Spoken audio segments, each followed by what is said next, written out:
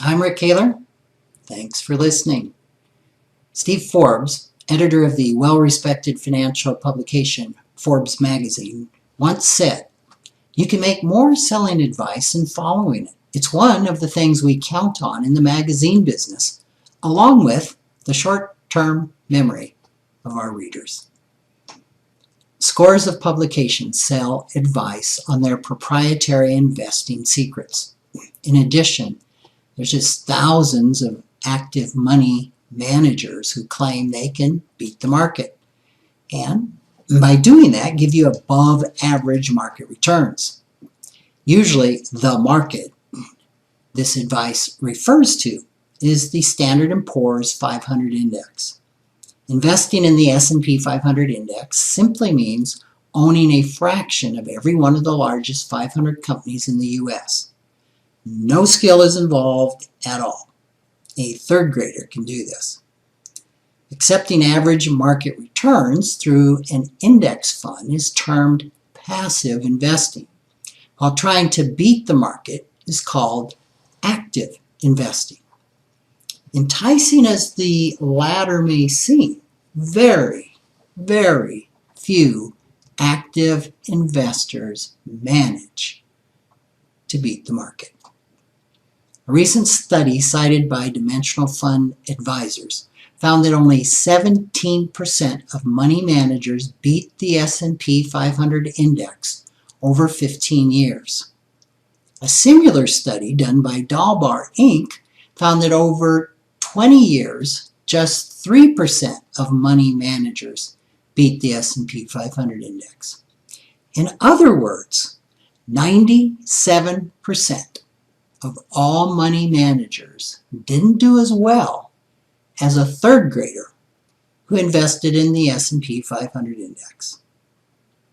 In addition, active investors generally pay around 1.35% a year in fees compared to around 0.2% a year for passive investors. According to the Dalbar study, the average active investor earns 3 to 4% less annually than the average passive investor. Now that's a really big deal. With all the research to the contrary, why does active investing flourish? Well, I find 3 reasons. First, people are confused. Few investors understand that Wall Street has every financial incentive to keep you confused. So does much of the financial press, because passive investing doesn't sell papers or magazines. We don't see headlines reading, "What you need to do with your portfolio now." Nothing. Doesn't sell. Second, people tend to be extremely overconfident. Most of what people mistake for outperformance is a money manager who's just had dumb luck. According to Ken French, professor of finance at Dartmouth, it takes 64 years of data to sort through all the random probabilities to assess whether a manager's short-term beating the market is due to skill rather than chance. Now, to emphasize this, try an experiment that can make you a stock-picking genius. Select 64 people, preferably not friends. Tell 32 of them the price of a share of Apple will be higher at the end of the month, and tell the other 32 it will be lower. Of course, your prediction is going to be true for one group or the other. At the end of the month, take the true group, the group that you got it right with, divide it into 2 groups of 16, and repeat the exercise. At the end of the second month, divide the true group in half again and repeat. Continue doing this with the remaining 8, then 4, then the last 2. After 6 months, you will have correctly predicted the movement of Apple's stock for 6 months in a row to one person who's going to think you are a financial genius.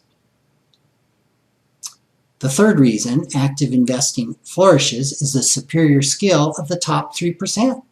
Those are actually do get it right. The Bill Millers and the Jim Simmons of the world.